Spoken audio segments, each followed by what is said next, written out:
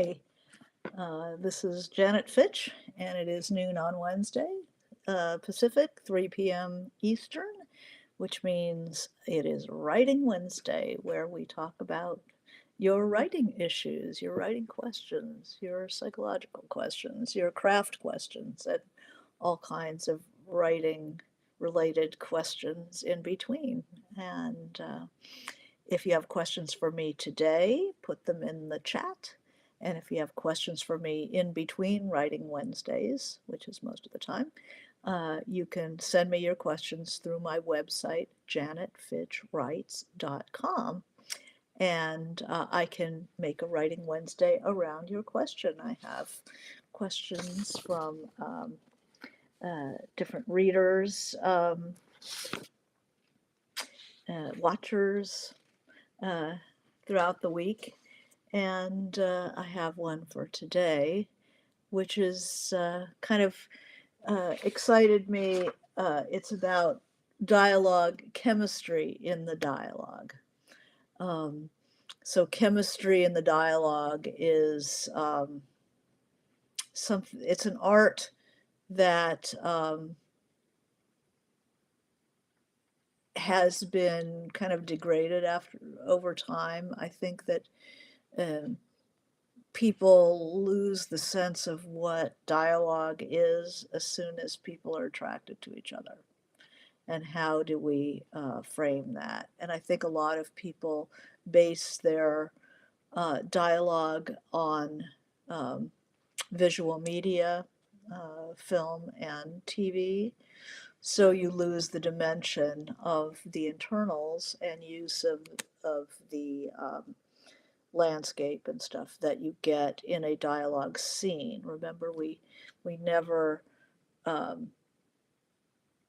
part out dialogue and then landscape and internals, and as two separate things. There's the dialogue scene, which includes everything every scene includes, plus people talk.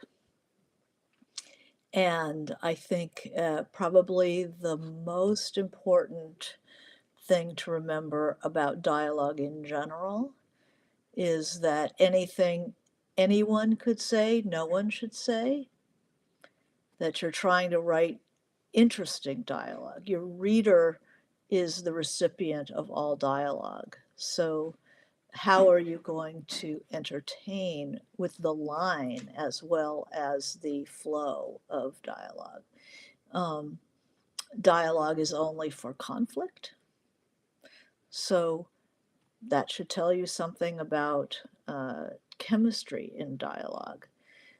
When people are on the same wavelength, they track, meaning they don't have to say everything that comes to mind.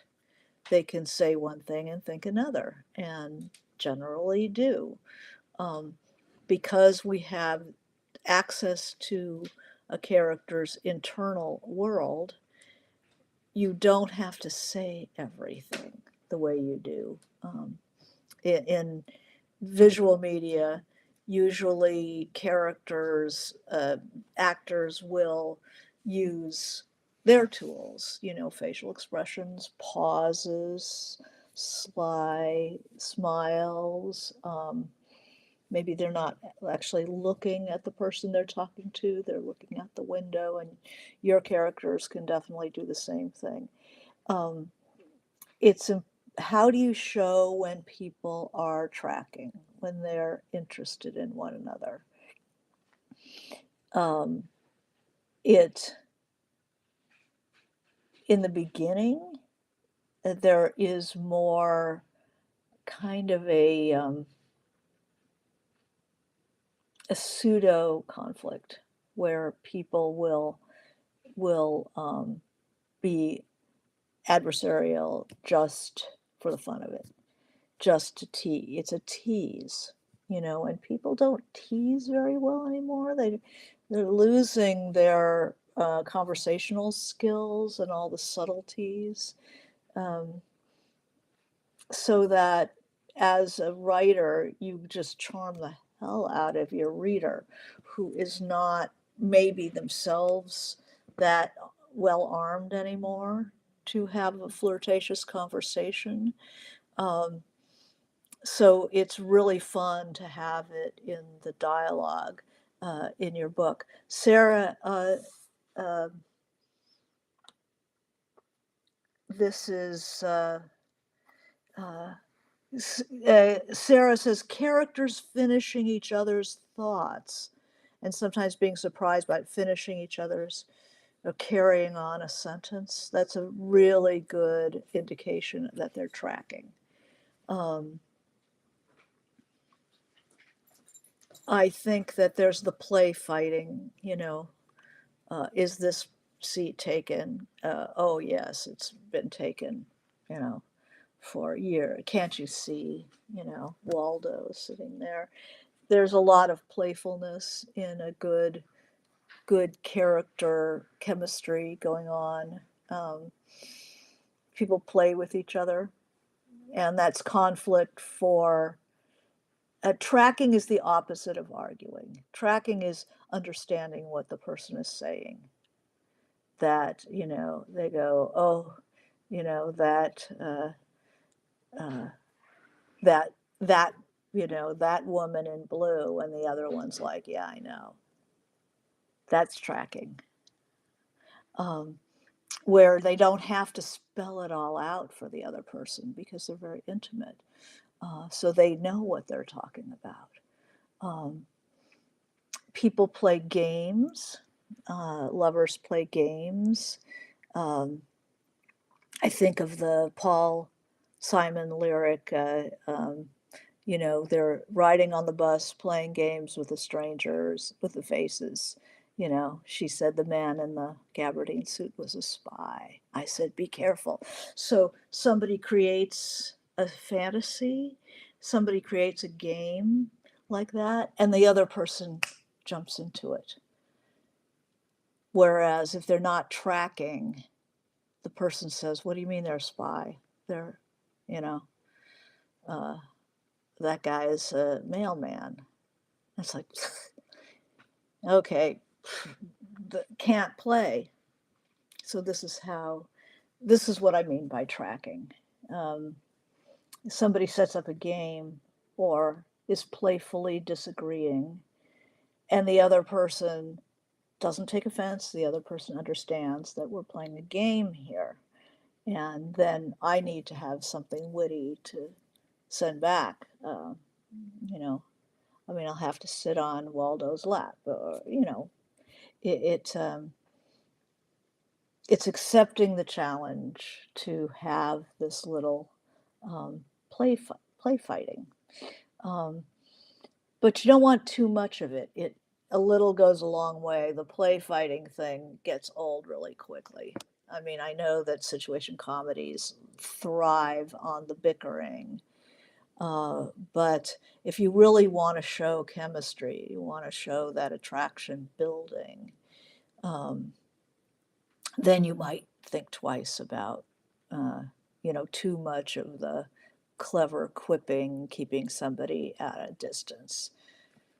That's a stage that you move through.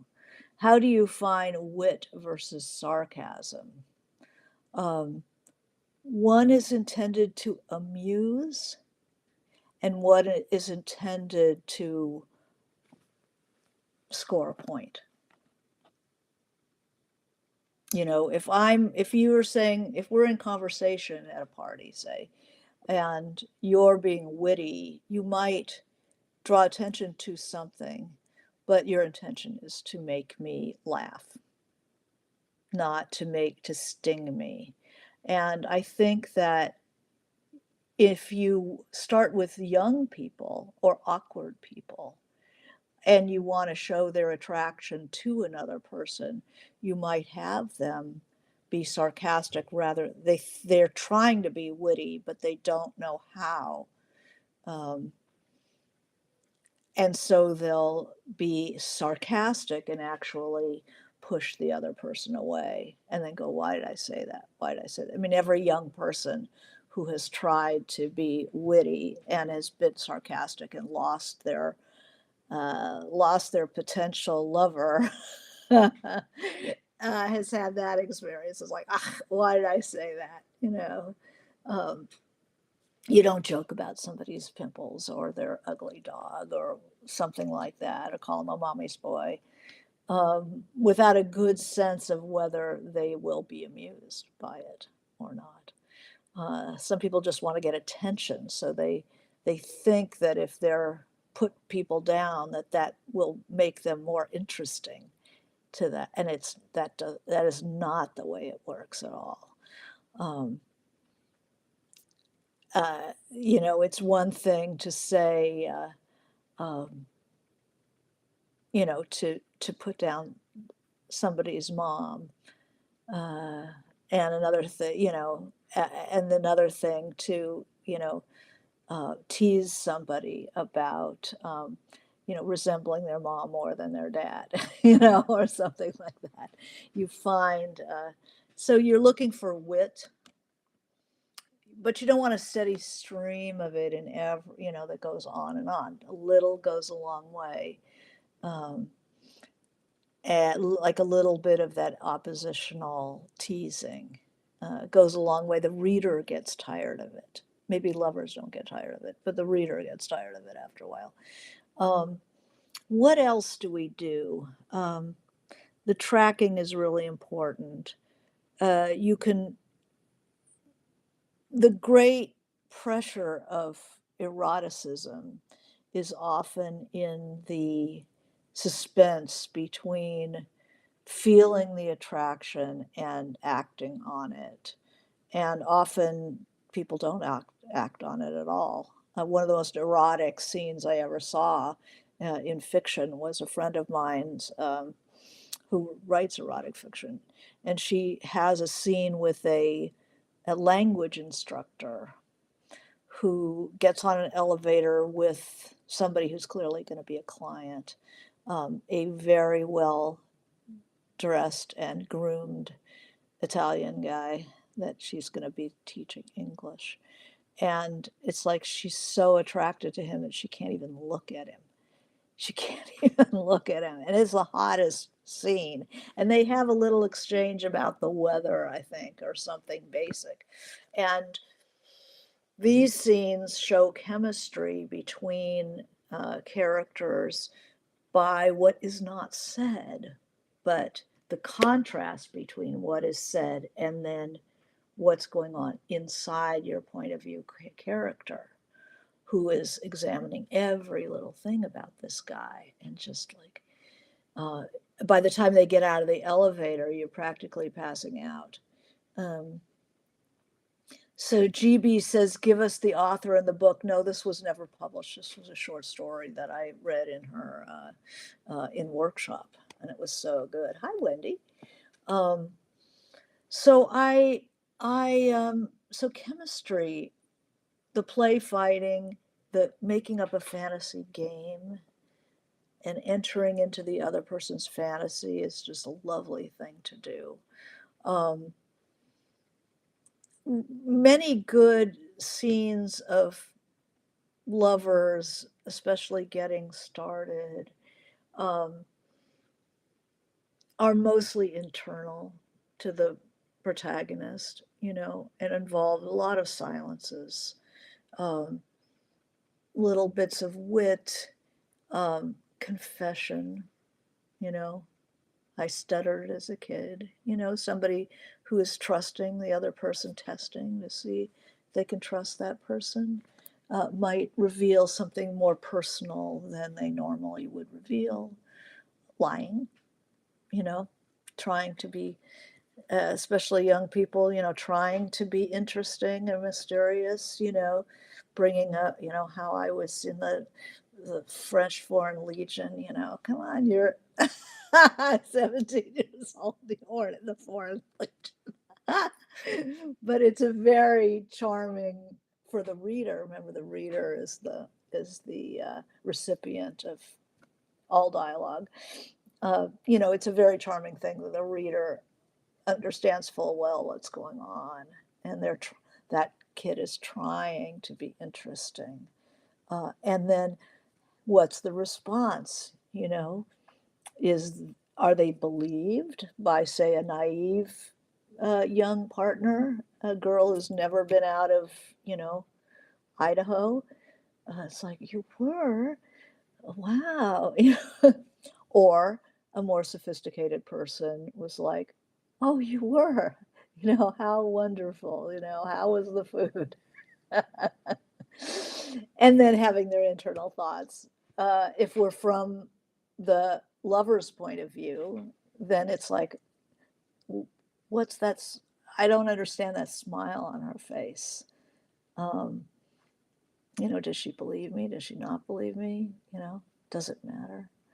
Um, To Kill a Mockingbird seems to have some of these elements, even though not a romance. Yeah, all good dialogue has these elements, but chemistry, because um, characters can have chemistry that aren't romantically involved.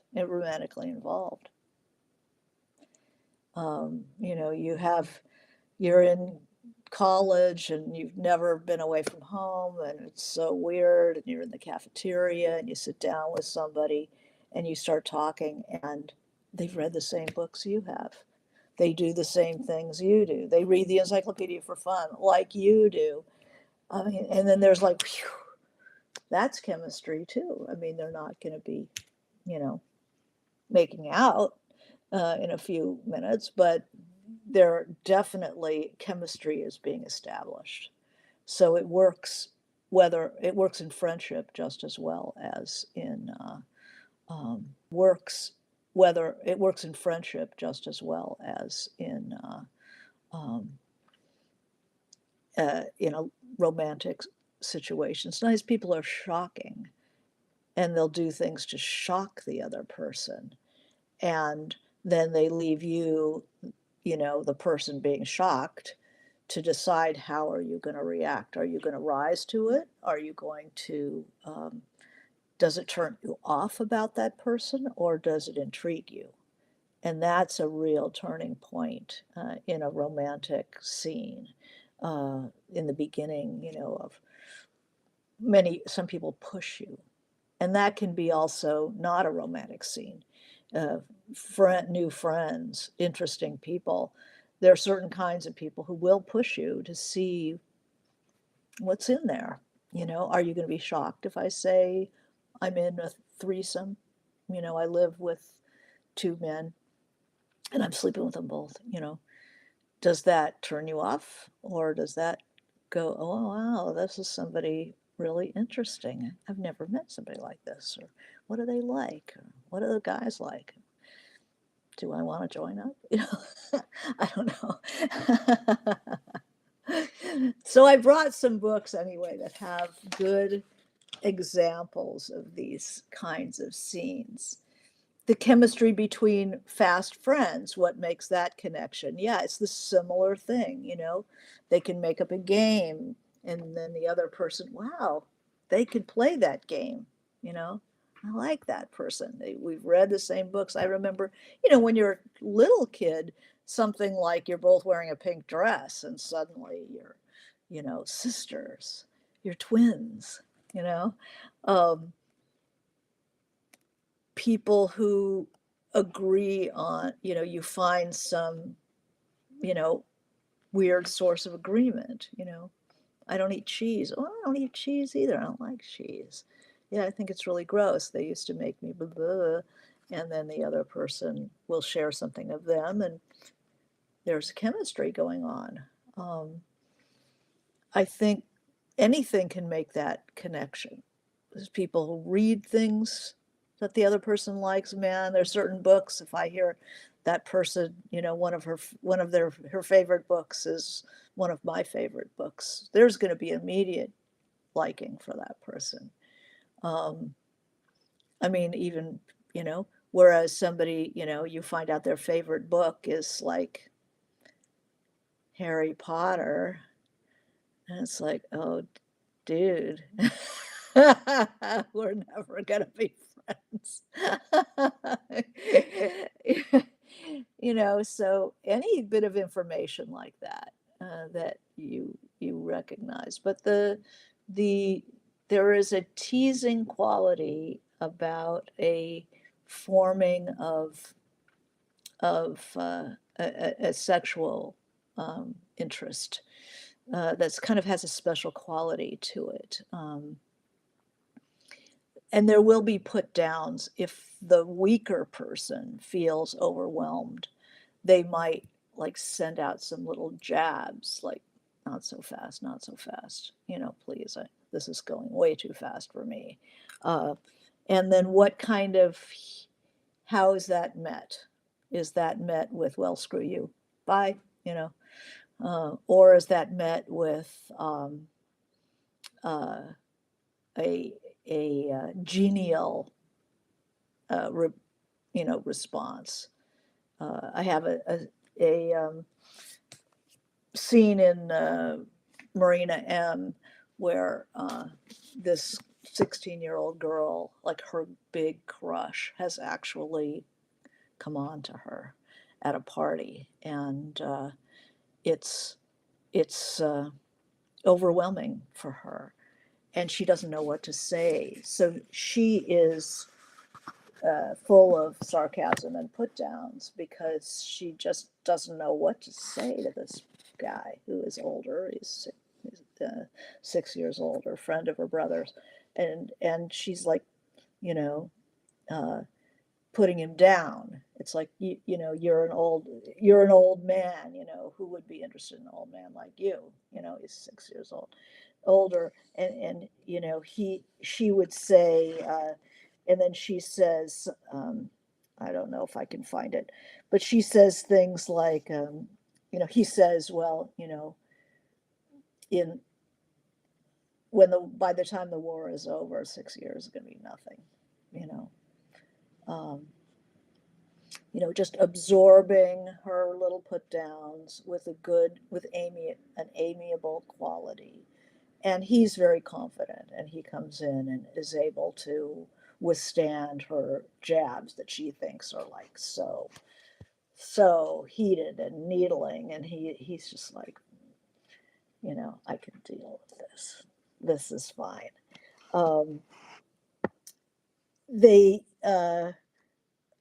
Let's see. He takes her. Let's see. They're in a closet in a cloakroom, and she's like still trying to deal with him. He has um, so he is a huge physical presence. So that's what I mean, that most of these scenes of people being attracted to one another are going to be internals. They're going to be the senses and what they smell like and how they feel. So here she is in the closet with this guy in the furs, it's Russia, before the revolution, and they're in a closet that's got all the furs that smell of the snow, and he's pressing her back into those furs. I mean, that's a hard one for a 16-year-old. Actually, I guess she's 16. It's hard for a 16-year-old to like find her balance in that kind of a situation, you know, and she's crazy about him. Um, and all she can, she's feeling his physical presence, his scent, um, the, and then he says, "Are you going to wait for me?" He's a soldier. "Are you going to wait for me, Marina?" And she's like, "Don't make me wait too long. I'm not good at it." Like a little threat, that I could go with somebody else just because I've been in love with you since I was, 6 years old. Um, she's trying to defend herself a little bit, but he absorbs it. He says, I'll hurry then." He was unbuttoning his tunic. Were we going to make love right here among the coats?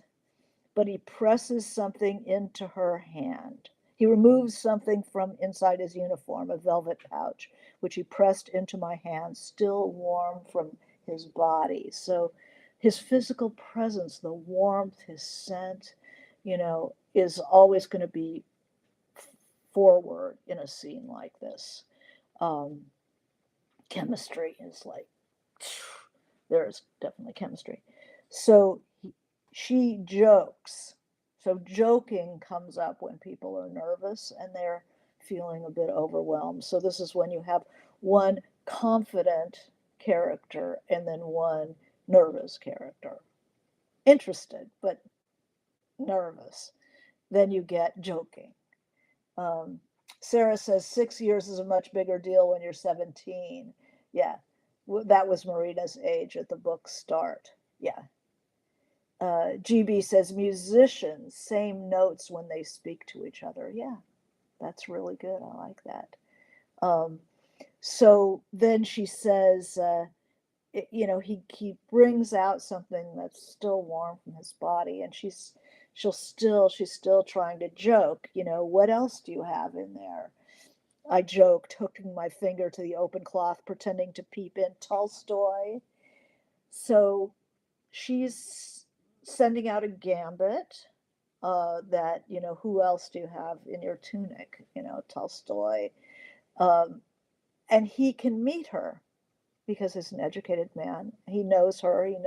They've been educated in the same way. And so he says, only Chekhov, he's smaller, because Chekhov writes short stories. uh, and then it's a gift, and they can talk about the gift. Um, he would say stuff like, to remember me by, it's a bracelet, to remember me by, don't forget me, Marina, because he's a soldier and anything could happen, as if I ever would. So we don't have to reply. Remember that good dialogue is not a pingy pongy. You don't have to reply to everything that somebody else says. Somebody can say something like, don't forget me, Marina, and she can think the reply. She doesn't have to say it. As if I ever could.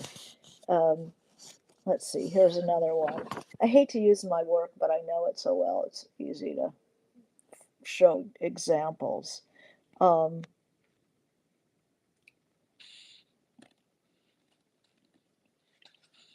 here's a pickup. So the same man goes to her school, um, where the officers wait for the academy girls to come out, senior girls, and there he is in a sleigh, and she says, what are you doing here? Duh.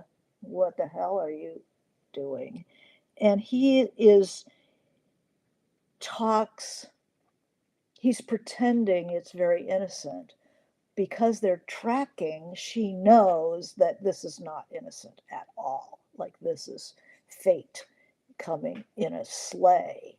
But he says, oh, just thought you might like to go for a spin, join me for a cup of hot cocoa, and both of them know that this isn't the way.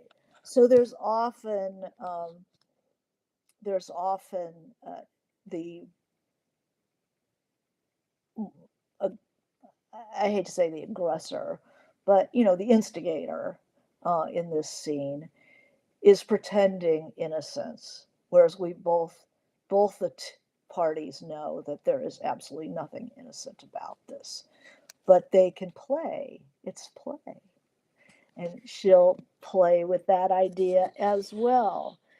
Um, he remembers things about their past because he knew her in childhood. He was her brother's friend. So people bring up the past, things that they remember that the other person will remember, as a way of showing, you know, closing the gap. They're not strangers. They have past together. They know each other. I remember when you were 6 and you did this and you did this. And then the feelings that, oh, you remembered me? You still remember that?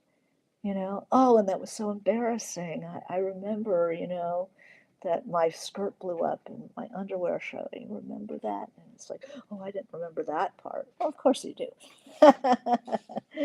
That's why you're bringing it up. Um, Marina and Kolya, these are the two characters who are uh, Kolya is the lover and Marina is my protagonist. So Sarah says Marina and Kolya grew up together, had a lot of shared experiences.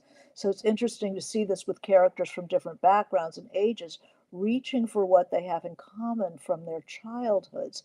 Yes, that's why people remember, sometimes they remember a song, like if I completely different backgrounds, we might remember a song that was big when we were both young, or we might remember, people remember the blackout in New York, say, or they'll remember, the Queen came to town or something like that. Laura says, hi, Laura. Hi, everybody. I didn't greet you all. Thank you. Um, so Laura says you have to be a psychologist to be a good writer. Um, you have to be a good psychologist to be a good writer of character driven fiction, not necessarily a good writer of sci-fi or a good writer of mystery thrillers, um, but definitely to write about people and their internal lives and their relationships to one another. Um, it's very helpful to be a good psychologist.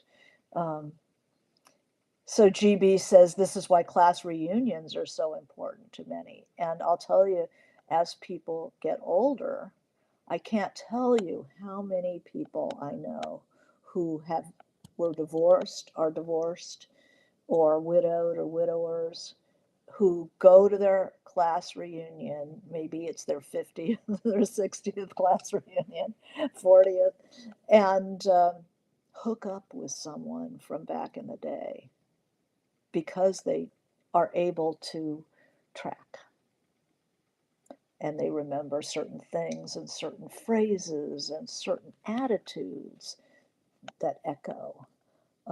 Yeah, class reunions are really very popular for people getting together with people who knew them way back when, or they didn't even know them, but they're of the same generation. Um, there was one more from Marina M. Um,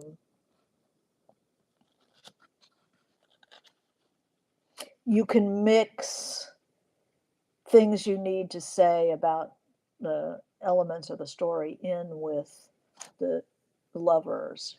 It doesn't, like, there's a lot of scenes in the Russian novels which deal with the political situation, and that'll come up in the middle of their love scene.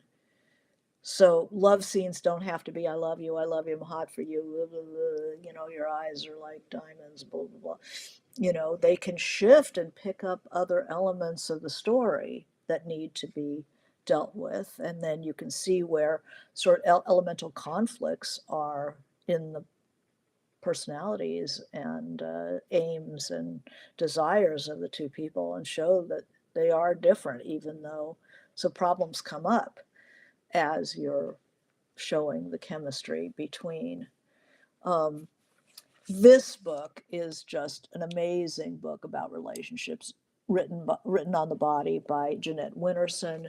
Uh, the Many of these books don't separate out the dialogue um, from the internals and even don't have quotation marks. So it's hard. Some of them, like this, it's hard to know what the lovers say versus what they're thinking. Um, Nevertheless, I will push on. There were plums, and I broke them over you. You said, oh, yes, this does have quotation marks. You said, why do I frighten you? And that's a great question for one lover to ask another, to test the waters. It's a tease, too, because you're putting somebody on the spot. They have to, are they going to admit that you frighten them? Are they going to deny that you frighten them? How are they going to work on that? And so, internals, she says, frighten me? Yes, you do frighten me. You act as though we will be together forever. So, this is all the things like she might have said back. Um, but I don't know what she's saying. She doesn't say what the I is saying, only what you, the lover, is saying. It's very interesting. So I don't know what part of this is said and what part of it is thinking. How can I? You act as though there's infinite pleasure and time without end. How can I know that? Um, it's so beautiful, man. Um, and you said, the lover, I'm going to leave. I thought, yes, of course you are. You're going back to the shell. I'm an idiot. I've done it again. And I've said I'd never do it again. So this is just full of beautiful, beautiful things. Um, you said, I love you, and my love for you makes any other life a lie. And then the internal is, can this be true, this simple, obvious message? Or am I like the shipwrecked mariners who seize an empty bottle and eagerly read out what isn't there? And yet you are there, here, sprung like a genie to 10 times your natural size, towering over me, holding me in your arms like mountain sides. Your red hair is blazing, and you are saying, make 3 wishes, and they shall all come true. Make 300 and I will honor every one. So it's very interesting that one person has spoken dialogue and the other person doesn't in this. This is just a gorgeous book. Everybody should own this. Um, so GB says Russian furs reflect much about Russia, survival, economy, etc. It's also so sensual, that scene. Um,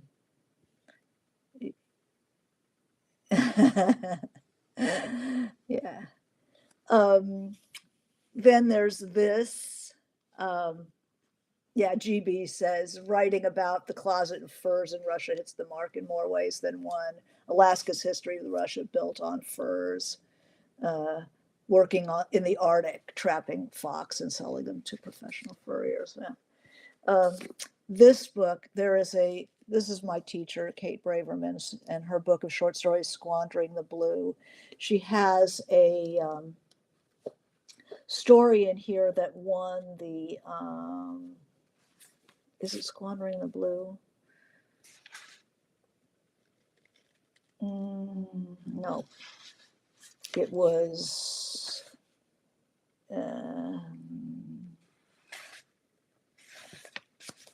there is a story. I'm trying to think of which story of hers it was. I thought it was Squandering the Blue. Oh, Tall Tales from the Mekong Delta. It's in this same collection.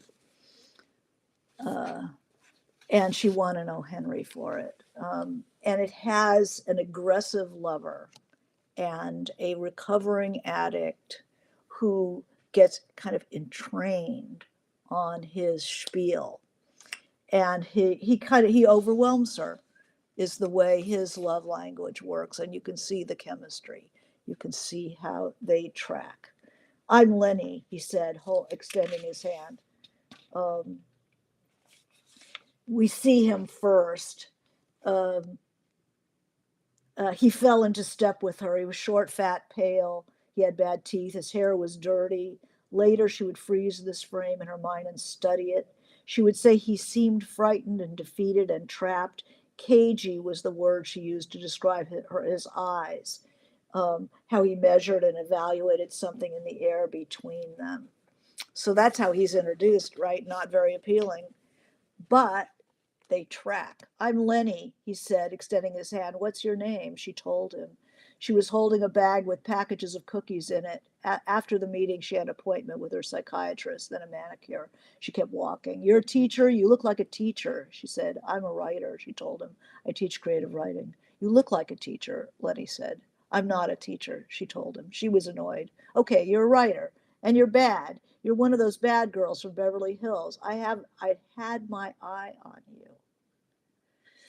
And then he's aware of him, details of him. Um, uh, You do drugs? What do you do? Drink too much? He asked. I'm a cocaine addict, she told him. Me too. Let's see your tracks. Show me your tracks. Lenny reached out for her arm. I don't have any now. She glanced at her arm. She extended her arm into the yellow air between them. The air was already becoming charged and disturbed. They're gone. I see them, Lenny told her, inspecting her arm, turning it over, holding it in the sunlight. He touched the part of her arm behind her elbow where the vein rose. They're beautiful. But there's nothing there, she said. Yeah, there is. There always is if you know how to look. So he's already taking over. He's already stepping in. He knows where to look. And because she's an addict, she knows that he knows, and she feels seen, and it's drawing them together. It's really, really, and he overwhelms her. He's very assaultive verbally, not attacking her, but just taking up a lot of space verbally, um, assuming that she's going to come with him. And she's lost enough that he just entrains her. It's really a really good story. Um, yeah, there is. There always is if you know how to look, Lenny told her. How many people by the door? How many steps? He was talking about the door across the boulevard. His back was turned. She didn't know. 4 steps, Lenny said. 9 people, 4 women, 1 old man. Look, I see. Let's get coffee later. And he's just on her, on her, on her. She's not going to be able to get away from him.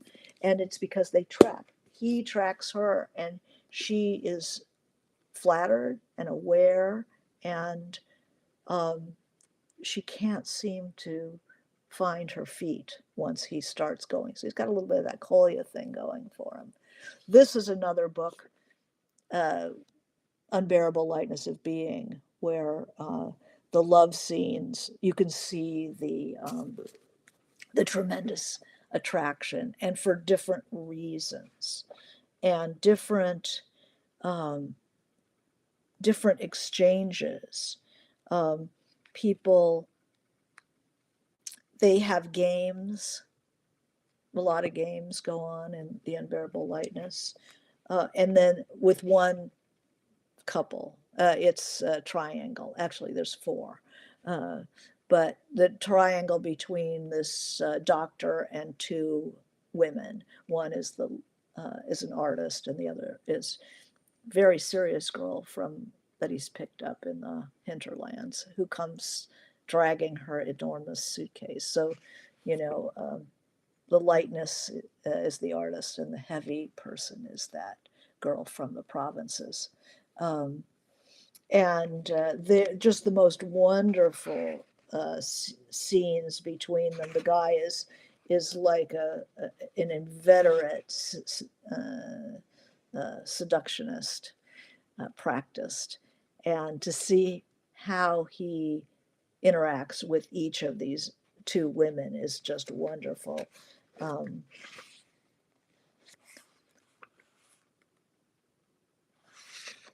let's see if I can find some dialogue scenes in this.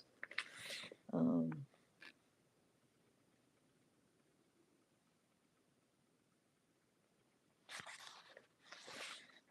I mean, it's a lot, usually internal, but these are very good seduction scenes, and you can see how chemistry works with different people. Um, Garth Greenwell writes a lot about attraction. Uh, Very seductive, very disturbing, and people challenging. Um, Very challenging people. The way, almost every interaction in this book is a challenge. These are very edgy people, and there's a lot of if sexual extremes are upsetting to you, just be warned that this is he goes there. Um, but the interactions, the chemistry in this is super strong, and you can see how he pulls this together. Another really good book about, if you're talking about chemistry and dialogue scenes, is yeah, Unbearable. GB says, Unbearable Lightness was a very successful art movie. Yeah, and great dialogue. Um, the Beauty of the Husband by Anne Carson is a long poem. Um, and it's about this woman's um, obsession with her husband, who is incredibly attractive, and she's been dumped. And she just is looking back through their romance and what the hell was that about? And what am I supposed to do about it? Um,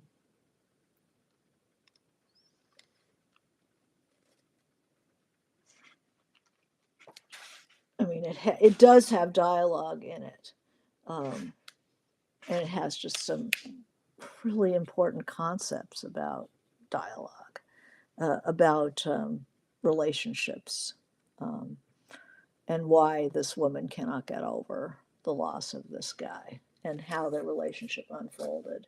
Really good.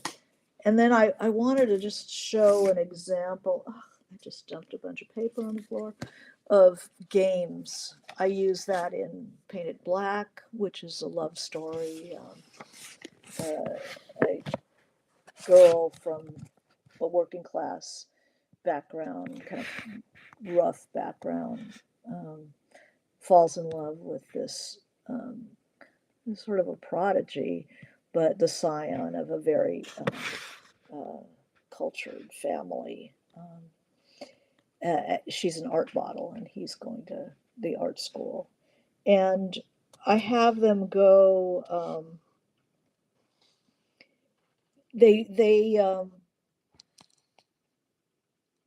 furnish an apartment, and the apartment becomes Paris in their minds, and they live this fantasy of um, they live this fantasy of who they would be back in the turn of the century, of the last century in Paris. So, living inside a fantasy is a really fun thing to do with lovers, to show that chemistry. They She gives him permission, like they move in, and he wants to put murals on the walls, but he's such a well-bred boy, he just can't see. He had a uh, they had to put a deposit down on on their little house, and the landlord said, don't paint on the walls, because they're artists, he's an artist. And so the landlord saw that coming and told him not to paint anything, not to touch anything. The walls had just been repainted. Navajo white, landlord's delight. Okay, so this is them moving in together. Come on, she knew we were going to do it the moment she left. She went out. The girl is saying, screw it. She went out and got his drawing things, the charcoal and pencils, due us in Marmont. That's their fantasy location. And the way he looked at her then, he'd been to Harvard, but it had never occurred to him to defy a landlord's orders. What's she going to do to us, Michael? Nothing. This is what I love about you. Have a lover tell the lover what I love about you is. How they in what way does one of them blow the other one's mind? This one blows his mind, saying, so what? The landlady said, don't do it. So, because she's a punk rocker and she isn't used to doing what she's told to do. She didn't care about that.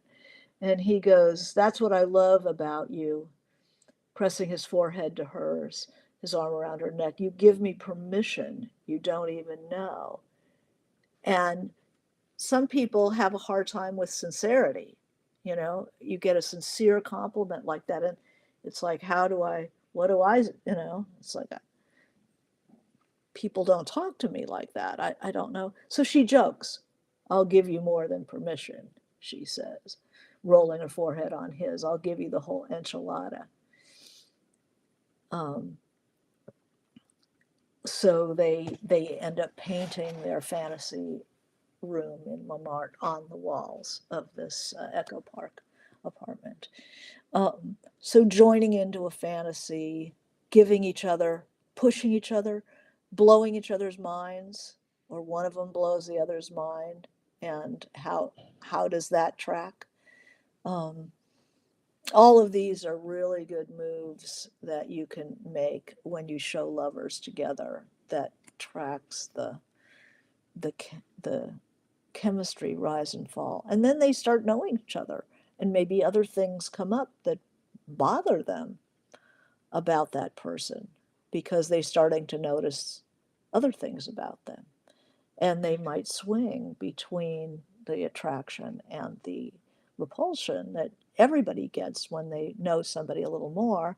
There's going to be things that it's like, oh, like the window's open. What do you think? You're going to fall out? Maybe, or there starts to be conflict. So, what are your favorite scenes and love stories? Dialogue, dialogue scenes. Movies definitely are very good at this, but fiction should be good at this too. And think about your fiction and who does this well, because it'll give you more of an example of how to use the interior, how to use the landscape. Um, there's a great exercise in John Gardner's The Art of Fiction, where you look at a landscape and you write it like a house, or um, and you write it, this is the house my lover lives in, and then describe the house. Don't describe the lover, don't describe the love, describe the house, but in the light of that love. And then use the same landscape. This is the house my blackmailer lives in. Don't change anything about it except the way it's seen um, by your uh, protagonist. So maybe the house is so charmingly homey, the sagging porch with the sweet little um, porch swing, can end up being the shabby, you know, rundown place of your blackmailer. Be the same thing. So that's a really good exercise to do um, in this. And then remember, that you use all the techniques when you're doing a dialogue scene, that it's the dialogue scene, it's not just the yap. Um, and how people test each other, how they play, you know, they join into a fantasy, they upset each other. Is one person overwhelming the other, and how do you show that? Um, so there are a lot of tools that are at your convenience when you're dealing with this. So we've gotten through another Writing Wednesday. I hope this was useful, and I wish you good writing. Okay, thank you for joining me. Okay, bye. Oh, and I should say, if you're enjoying this, subscribe. Okay, thanks. Bye.